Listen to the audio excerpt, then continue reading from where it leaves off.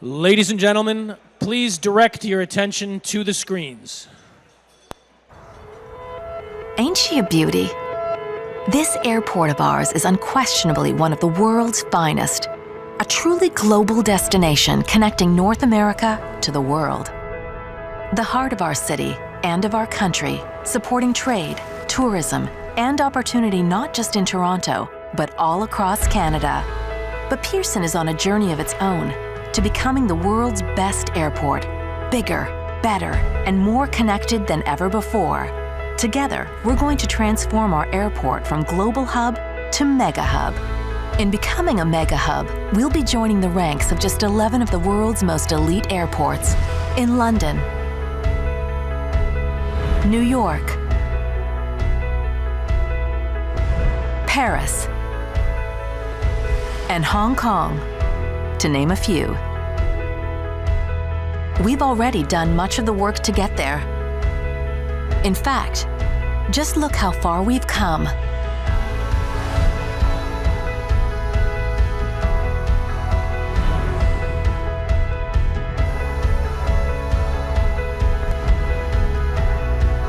We've got all the ingredients, we have the plan, and we have our connection to new heights.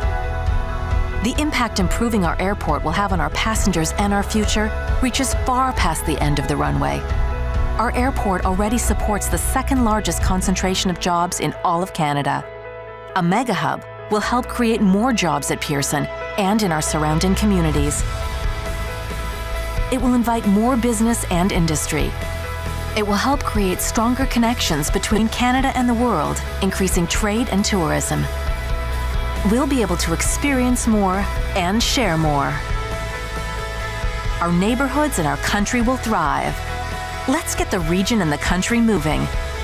Our journey to becoming the world's best airport, the next mega hub, is our connection to a great future. It's our motivation to do our best for our passengers every day, and it begins today. Our best destination yet awaits us. Are you ready?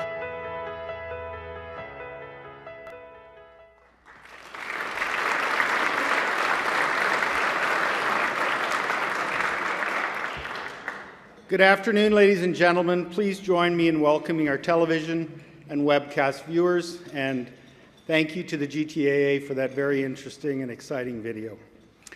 My name is Fred Mifflin, President of the Canadian Club of Toronto. Viewers, we're very pleased that you're participating with us today.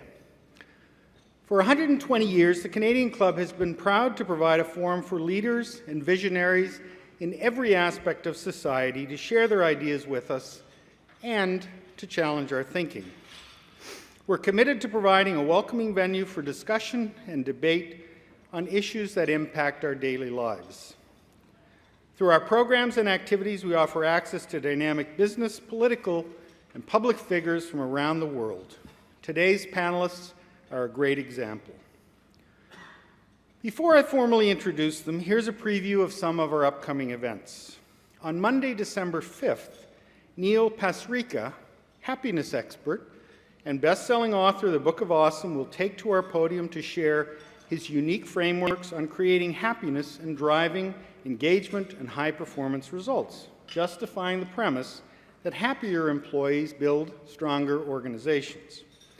And on Monday, December 12th, Michael McCain, President and CEO of Maple Leaf Foods, will speak to us about the importance of food security, which currently 4 million people and 1 in 6 children in Canada do not have. Maple Leaf Foods will be launching the Centre for Action on Food Security to combat this ongoing challenge. To order your tickets or to learn more about the club, please visit our website at canadianclub.org. You can also join the conversation via Twitter and Instagram by following us at CDNCLUBTO or by using that hashtag. I want to express special thanks to today's event sponsors, AMIA, CIBC, and Deloitte. Thank you all for your generous support.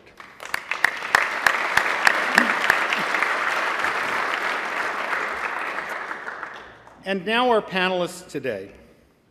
What do the letters ORD, MIA, FRA, DXB, and YYZ have in common? For aviation buffs, the answer is simple. They're the airport locators of some of the world's busiest airports. For aviation executives, they represent the national or global hubs around which their flight routing strategy and profitability models are built. And for economists and urban planners, they represent tremendous opportunities to drive regional and, in fact, national economic growth. As transportation and goods shipment hubs, nucleuses of industrial activity, and the pursuit of the world's favorite pastime, shopping. It's no surprise, then, that Air Canada, Toronto Pearson, and economic growth within Southern Ontario are inextricably linked. As Air Canada's global growth strategy has Toronto Pearson at its core, and as Toronto Pearson's long-term infrastructure plans are tied to the success of its largest customer. The other critical element that's driving change in transportation is technology, which is fueling the development of new approaches to how we work and play. Results of a recent survey reveal that 44% of travelers expect to plan their next holiday in a few simple clicks on their tablet or cell phone, and more than half of respondents are planning to use more travel-related apps in 2017. We're pleased to have two travel industry leaders with us today to discuss the role of air connectivity in today's dynamic marketplace and the importance it plays in driving regional and national economic growth. Ben Smith has been in the role of President Passenger Airlines with Air Canada for just over 2 years. A 26-year industry travel veteran, he oversees the commercial strategies and financial performance of the airline and its subsidiaries. He was also instrumental in the launch of Air Canada Rouge, the company's lower-cost airline. Howard Eng assumed the position of President and Chief Executive Officer of the Greater Toronto Airports Authority, better known as Toronto Pearson, in 2012. As head of the GTAA, Howard is focused on building Toronto Pearson, Canada's largest airport complex, as we saw in the video, as North America's premier international gateway. Prior to his current role, Howard was Executive Director of Airport Operations for the Airport Authority in Hong Kong. And moderating today's discussion is Amber Kanwar. Amber is an anchor and reporter who appears on BNN's Business Day AM and The Disruptors. She's interviewed CEOs from across Canada and is well known for her investigative work. If you have a question that you'd like to direct to either Howard or Ben, I ask you to please fill out the Q&A cards, which are on your table, and one of our staff will be happy to collect them. So, Amber, Ben, and Howard, welcome. The Canadian Club of Toronto's podium is yours.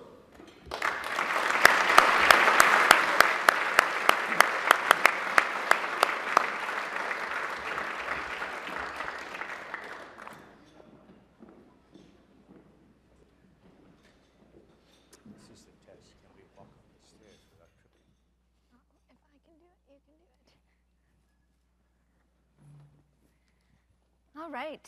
Thank you, everyone, for such a warm welcome. And thank you to the two of you for joining us this afternoon. And this is kind of perfect timing because there appears to be a national conversation about what Canada can do to grow through investment, grow through infrastructure and investment, and how we can really do that on kind of a global scale. And Howard, today the news is that you believe we are right there to become a mega hub. Just need a few things to fall into place in order to make that dream a reality. Why don't you take us through the vision of that and how that fits into that overall national conversation? Thank you, Amber.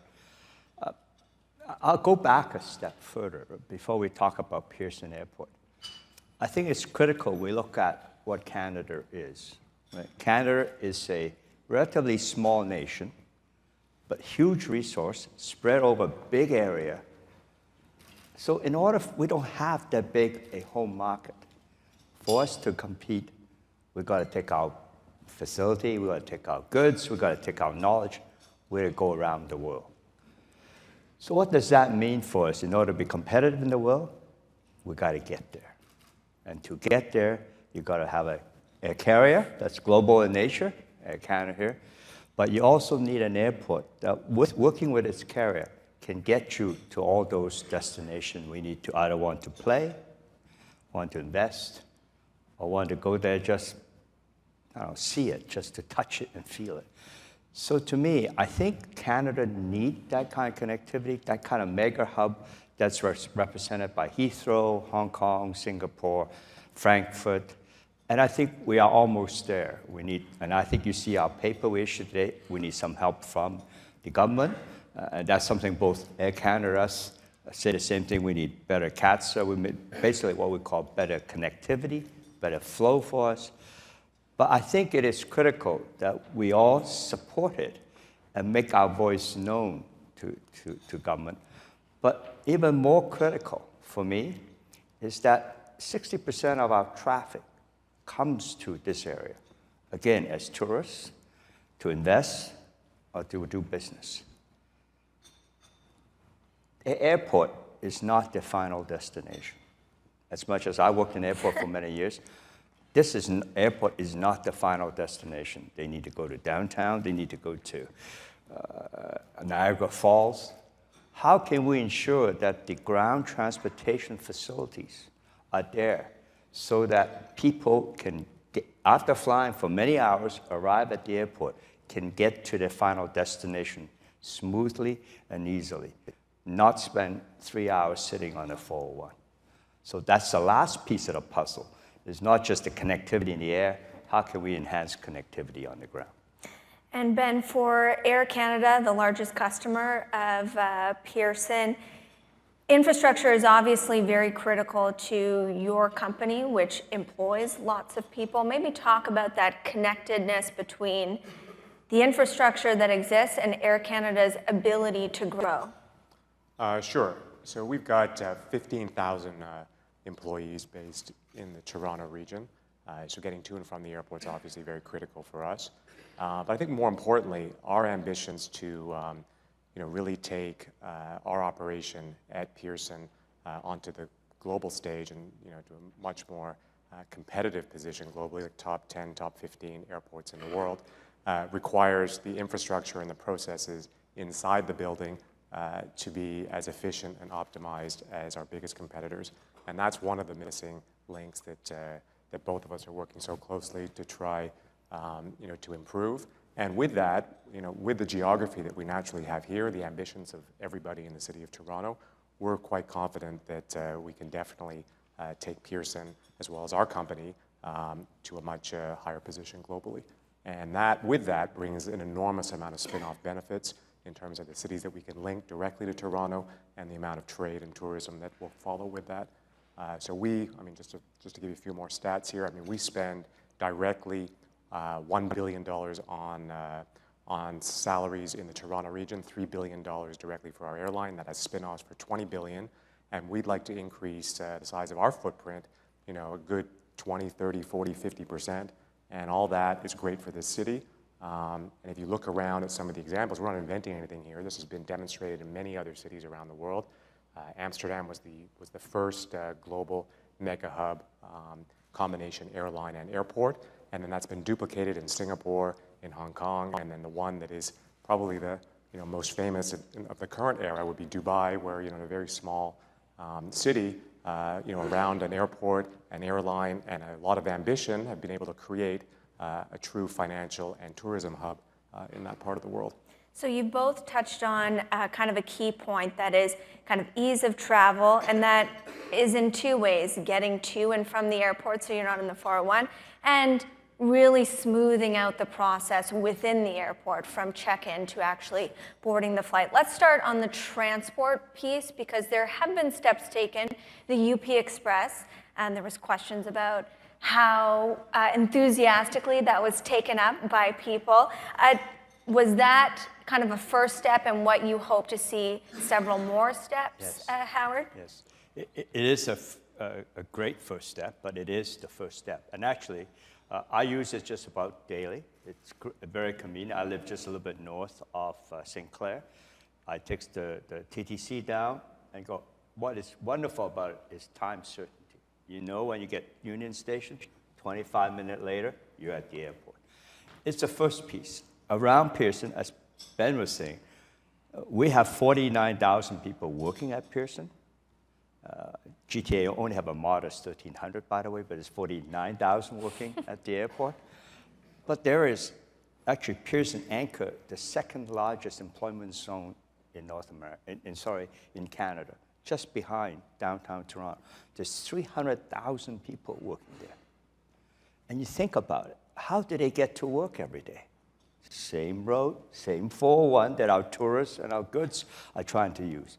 So yes, the first piece of the puzzle is Union Express, but it's only one line and one destination. I think we need things like the Eglinton line hooking up the Finch line, all of that so that not only to get passengers to get to their final destination, but to take people that works in the zone, get them to work using public transit.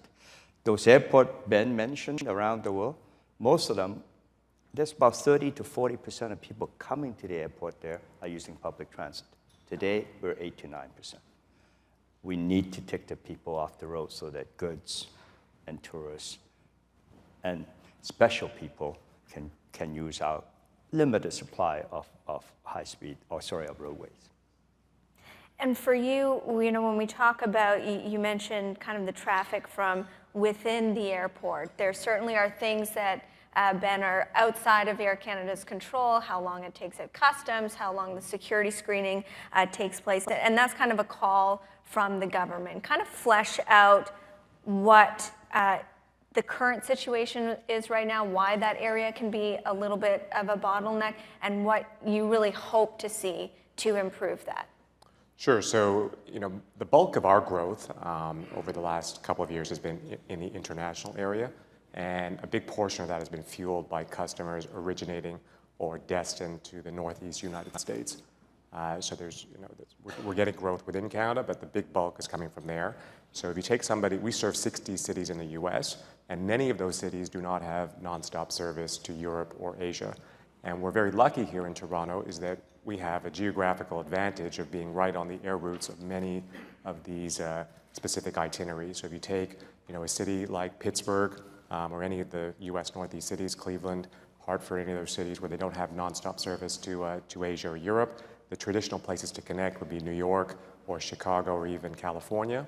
But we can offer a very compelling option in Toronto, and if we can get the transit process right, so security, customs, to be just as competitive, if not better, than what those other airports offer, we can become the airport of choice for big volumes of traffic. And that's what you're seeing happen right now. Now, right now it's okay, but it definitely could be much better. And there are examples around the world that have really figured it out, Amsterdam being the first one, which I mentioned earlier.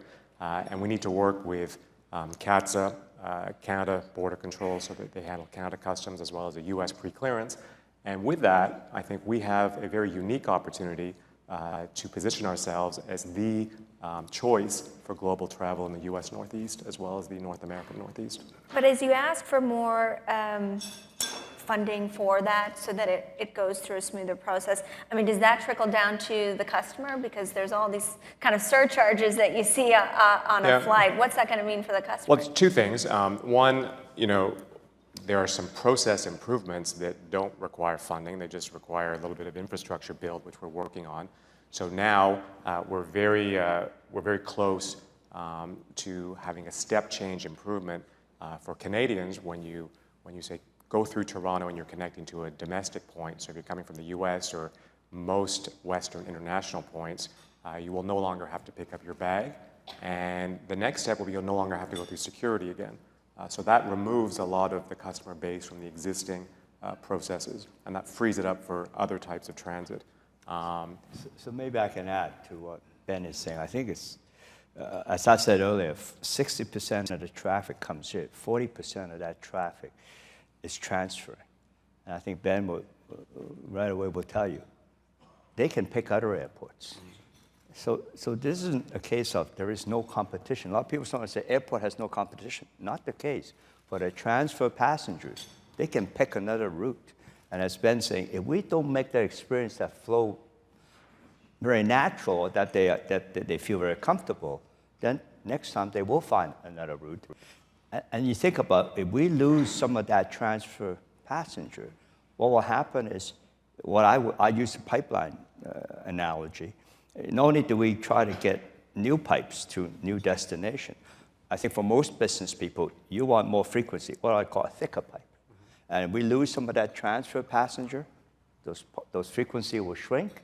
So I think it's imperative that we got to get that together so that Ben can amass as much transfer passenger as he can in order to get it to the rest of it around the world. And that's the key opportunity for our city, our province, our country, is that because of our geography and the partnership that we have, I mean, this was the first step for us to be able to grow, our company to grow, is we signed a landmark 10-year deal with the GTA 2 years ago to be able to start on this journey.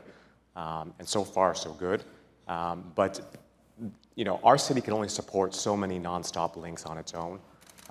And because we're in this geographical advantage position, if we can source traffic from other parts of North America, we can support links to cities that our city could not normally support on its own, and that just starts to snowball.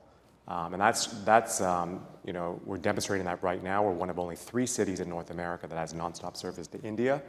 We've just added a second point, so only New York in all of North America can support service to Mumbai, and we'll be the second city to have that, and that can continue to many other you know, business or tourism important cities globally.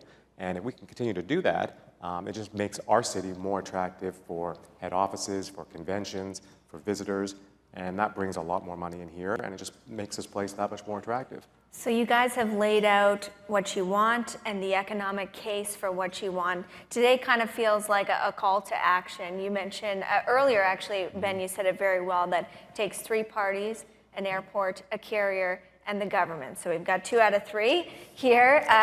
It is a call to action, and I'm wondering, with the conversations that you're having, do you feel like that call is being answered in the context of there seems to be a push for this kind of infrastructure work?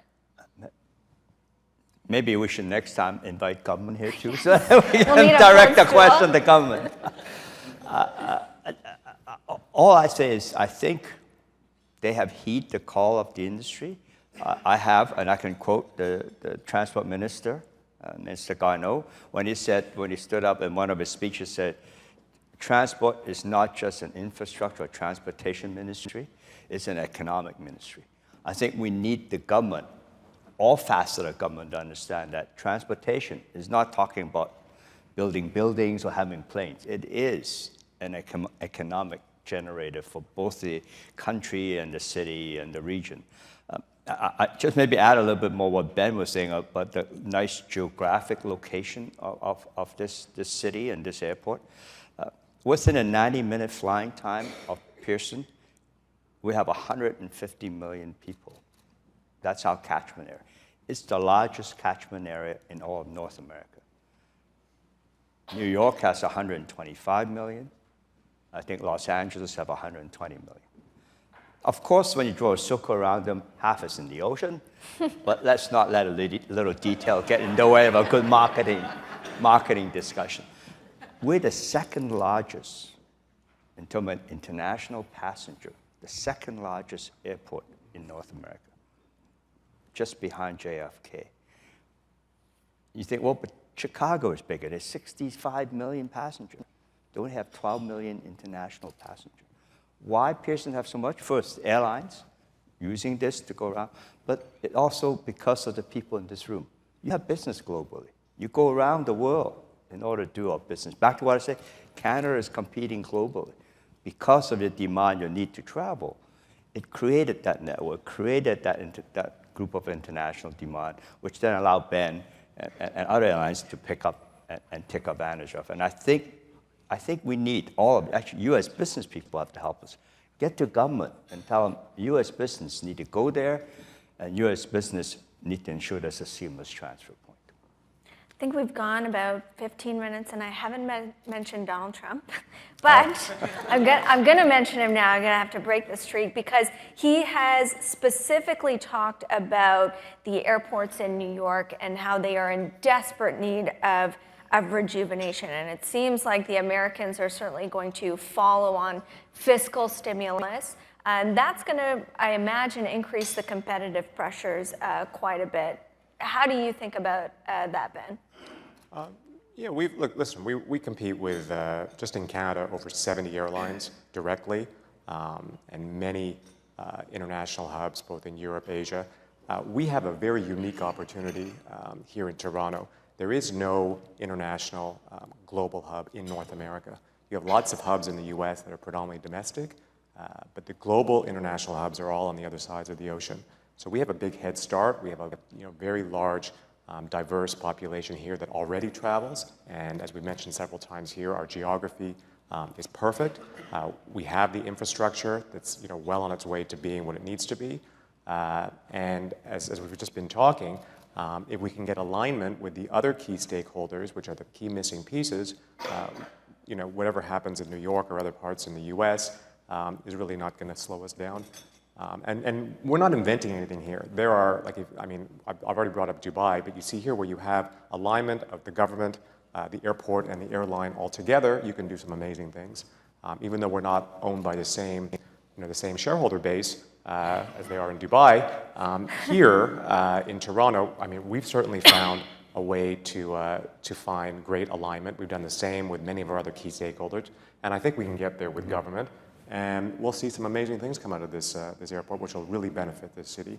But I think we should take full advantage of the head start that we have, because it really is an amazing opportunity. It's probably one of the biggest economic opportunities that the city's seen in decades. I think it's a great opportunity. I can't wait for him to build a wall between us. Then the only way you get over the wall is to fly. Is to fly over? So we have a great opportunity, I think, to do that. But I think you hit upon the key thing, Amber.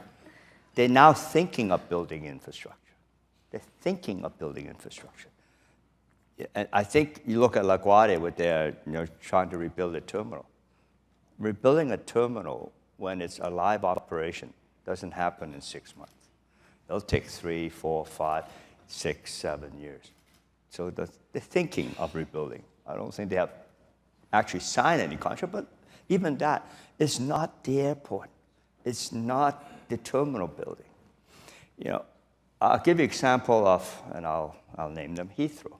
How many of you travel through Heathrow before they rebuild Terminal 2 and build Terminal 5? We all think it's a god-awful experience, but you're going why? Because you need to go to London to do business. So you think about it, it's not the infrastructure. Yes, that's important, so they can build it, but we have it here. But I think secondly, equally more important, airlines. Do they have the same international perspective? So again, like I say, I compliment Ben here. I think they're the first one to put in the business class sleeper seats that came through. I think they're ahead of most of the carriers. I read some of the other major carriers down the States are just putting in.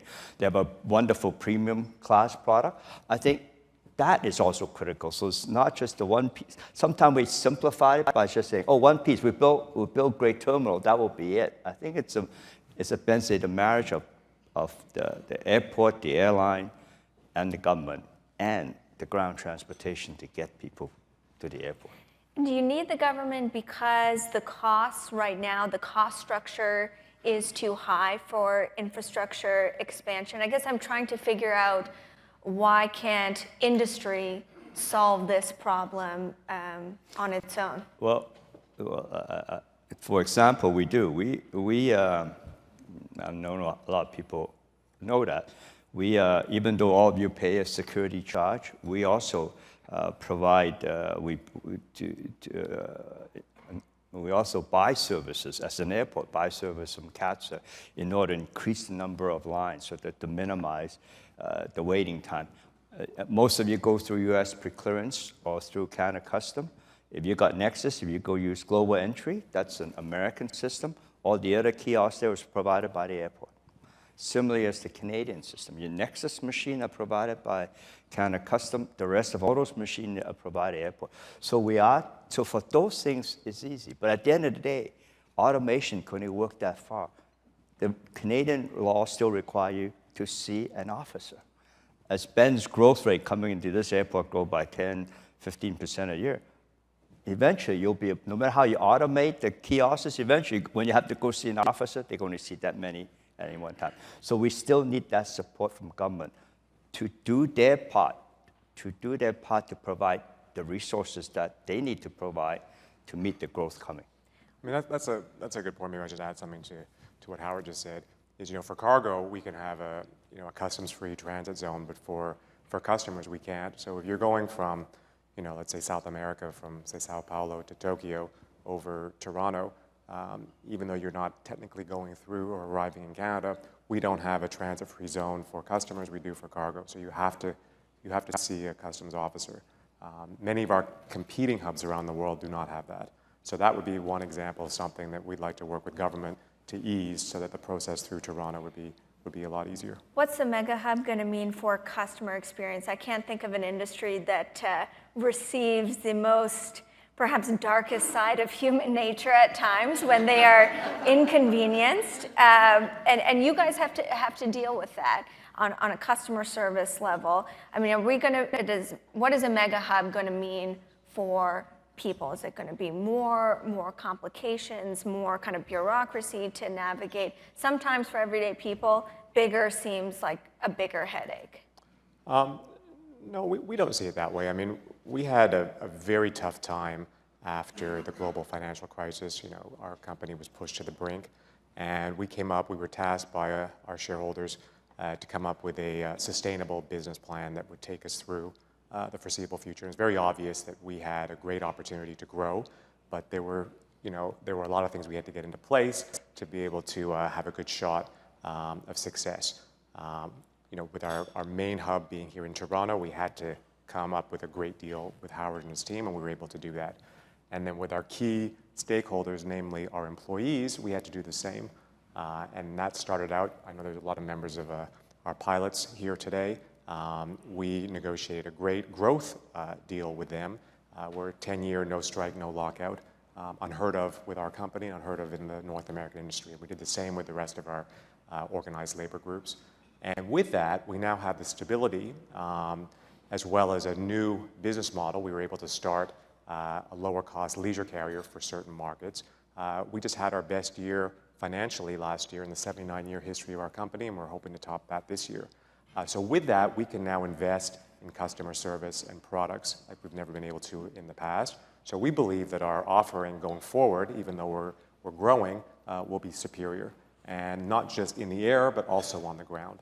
So it should not be the nightmare that you just mentioned. These are not customer complaints, by the way, that I'm going to read out. But I do have some questions from the audience with the limited time that we have. And this one actually, Ben, is for you. We know that the federal government has announced a new carbon tax effective January 2017. How does that affect your business? And of course, for flyers, do those costs get passed down to the passengers? So our view on infrastructure taxes or industry taxes or anything that's unique to our business, yes, they do. They will eventually get passed down to users, to our customers. But we're okay with things like that so long as they're levied in an equal way across all of our competitors. And this is still very early on that, so it's hard to have a full view on that. But with the existing taxes and the existing rules and regulations that are imposed on our company and our industry, we still see a lot of imbalance, and that makes it very tough to compete globally. And that's one of our challenges that collectively we're trying to address. That the spin-off benefits for all the stakeholders are so great to hold us back with an imbalance in terms of how we're taxed and how we're regulated really does hold back some great opportunities. So, if this carbon tax, endeavor, obviously it's for a very good reason, and it's got makes a lot of sense on a lot of fronts. But if it disproportionately holds us back from our plans, obviously we're going to fight it. But we're not. I think it's a bit early to say where that's going to end up. Maybe I can add a little bit. I think the aviation industry is very responsible in this area.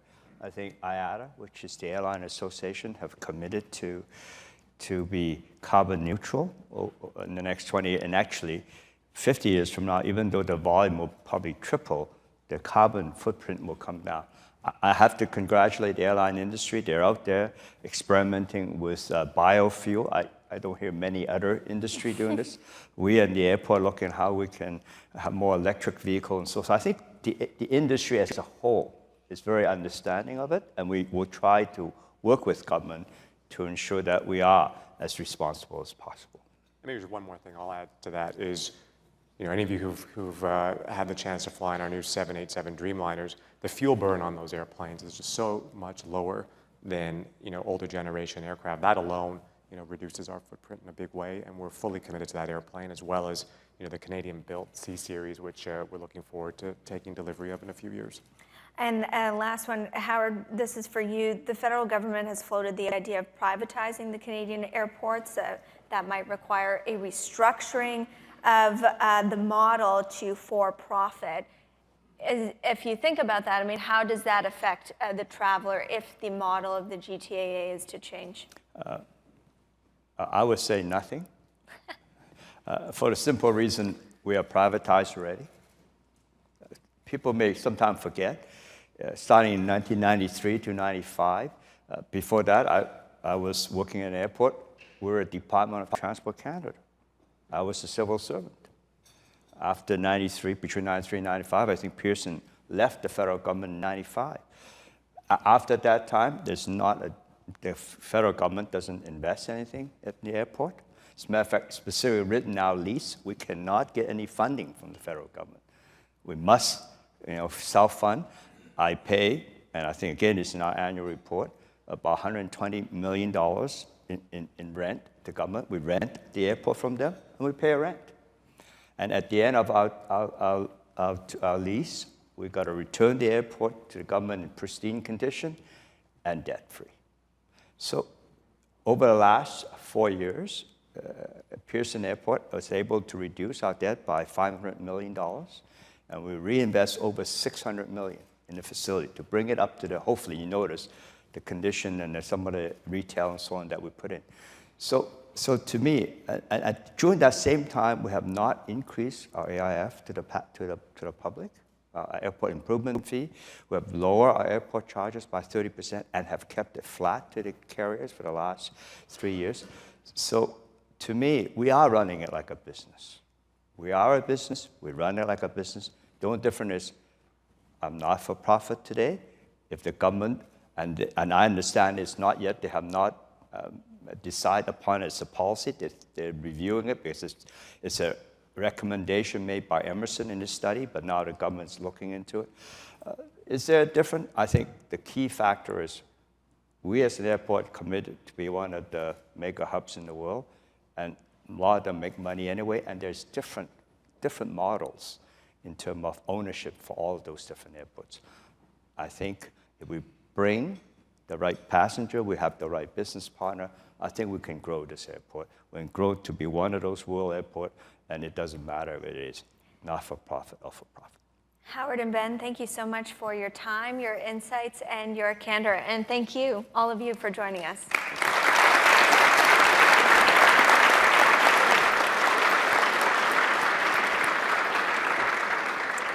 Good afternoon, everyone. I'm Jennifer Sloan. I'm Vice President of Public Policy at MasterCard and a very proud past president of the Canadian Club of Toronto. And so on behalf of the club, Ben and Howard, I'd like to thank you for enlightening us on how air connectivity is being redefined. Technology has not curbed our desire to travel, it's actually fueled it. And as industry leaders, you experience this firsthand. Our desire to travel, indulge in adventure, and meet face-to-face remains strong. We're impressed by the numerous investments that Air Canada and the GTAA have made and are committed to making to respond to travelers' needs and trends. A thriving travel industry is a great sign of a booming economy. Airports like Toronto Pearson and airlines like Air Canada can play an important role in our nation's prosperity. And a special note of thanks to our moderator, Amber, who did a great, masterful job of navigating the conversation. To all of you, please accept our best wishes for continued success, and thank you for joining us today.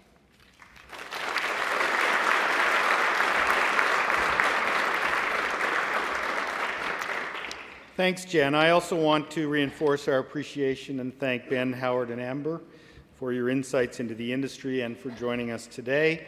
Again, special thanks to AMIA, CIBC, and Deloitte, our event sponsors, and to Air Canada for your continued support.